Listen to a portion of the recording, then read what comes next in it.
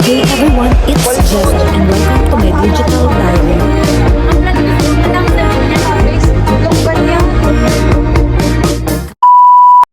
We've been wanting to try this. Go to the fish market, pick our own seafood and have it cooked right there. So today, our destination is fish market.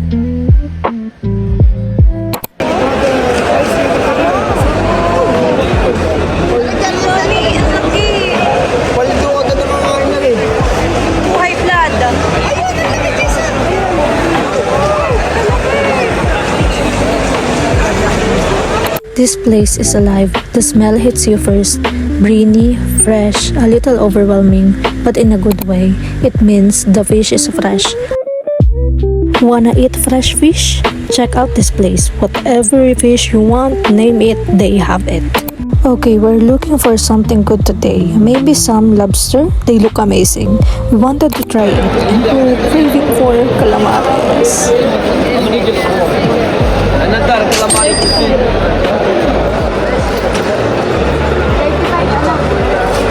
Babahanggi na natin eh. Okay, 65. Okay, come.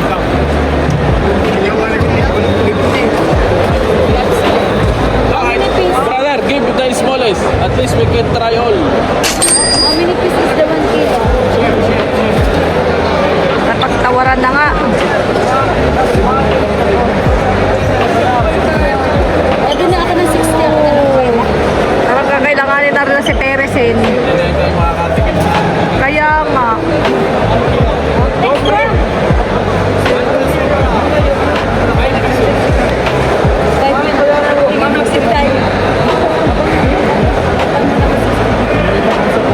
This is the best part.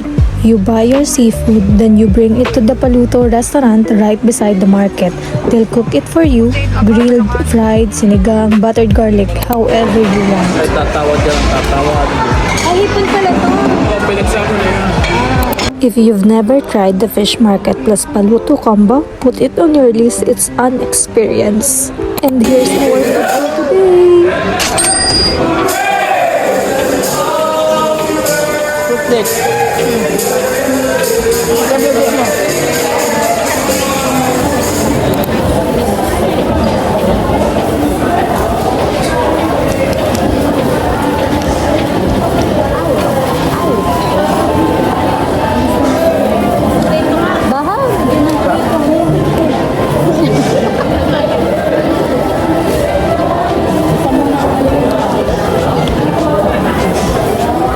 Hindi ko nakuha ng buo. Hindi ko nakuha ng buo. Yan, mahal. Yung gao. Pag dito ba, ba't natapon pa sa akin? Madadali naman kita eh.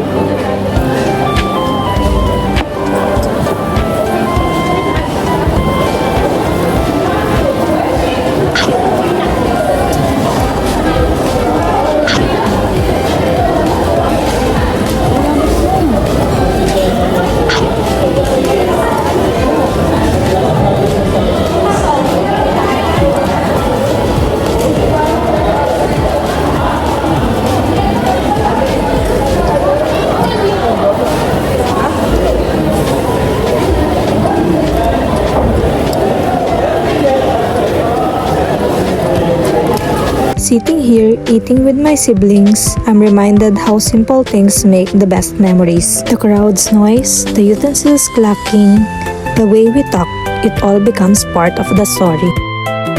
Here is the Paluto guide. It's also in the description box below.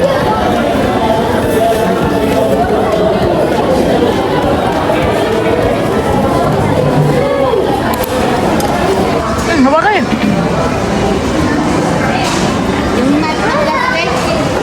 Parang natatype ang kung ube ngayon. Kasarap eh. Tagasang ka, ano? Napay. Oh, Leleng, binili to. Sabi, antay mo na. Sabi ko, Leleng, ari ka kakoy 3, aring cake na are. At kakoy kalaki. Sabi ni Lukrek, oh, ano? Binili yan. Pero ang flat, sabi ko sa dadabi ng dati, bili tayong cake. Sabi niya, magkano? Sabi ko, mahal yan mo. Ang plot twist doon, kasama sa bill niya na magbabayad. Happy birthday! Babayaran na, may bawal. Eh di, ang plot twist doon, pati ka magbabayad ng cake mo. Wala ano? At least na-surprise ka. Yung basta namin na. Tapos hindi ka bibili. Hindi, sige po ko lang layot na. May mahuli. Tama, tiga. Pero ibang ubos nito. Mga kala mo naman talaga nangangain ng cherry. Atis. Kung atis, longgan yan.